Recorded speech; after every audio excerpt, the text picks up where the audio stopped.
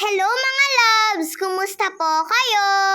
Kanina umaga ay nakapagbihis at nakapagsuklay na nga rin po pala ako. At eto nga at nagpopolbo na lang po ako. Alam nyo na nakasanayan ko na nga pong magpolbo bago pumasok sa school. Kaya hindi nga po talaga kami pwedeng mawalan ng polbo. Eto po palang polbong ginagamit ko ay binili pa nga po namin ito nung malapit na po kaming pumasok sa school. Nakakalahati na nga din po ito mga kalabs. Nakapagbihis na rin po pala si Papa mga kalabs dahil may duty nga din po siya kaninang umaga. At halos sabay nga lang po kaming natapos. Binibigyan ko po pala si Papa ng Milo dahil gusto niya nga daw pong magbaon ng Milo. At ako naman po mga kalabs ay kumuha nga po ako ng gusto kong biskwit dahil babaunin ko po to sa school.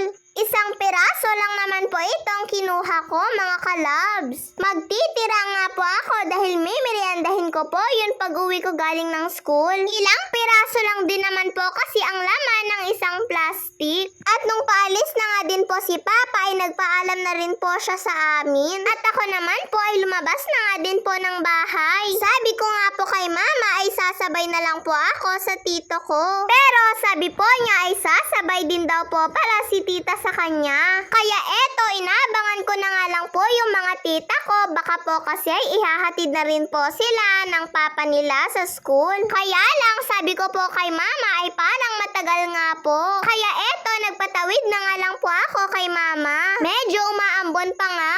At kaninang hapon ay magpapaksiw nga po kaming dalawa ni Mama. Eto po pala yung ulam namin ngayong gabi. Si Mama ko na lang po palang naglinis ng mga isda at naghiwa-hiwa ng mga sangkap nito.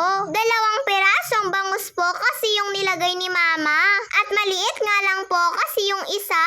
Pinatungan ko lang po pala ito mga kalabs ng bawang, sibuyas, luya, siling green at saka po talong. Dahil nagmahal nga din po ulit yung sibuyas ngayon, mabuti na lang po at nagbigay po yung lolo ko kay Mama ng puting sibuyas. Kaya medyo napadami nga po ni Mama yung lagay ng sibuyas dito. Naglagay na rin po pala ako ng paminta, asin, at dahil naubusan nga po kami ng datu puti suka, ay eto na nga lang pong sukang atsara ang gagamitin po namin sa paksiw. Alam nyo po ba mga kalabs, eto po yung ginagamit naming suka kapag po nag-aadobo kami. Wala na nga din po kasi kaming sukang datu puti.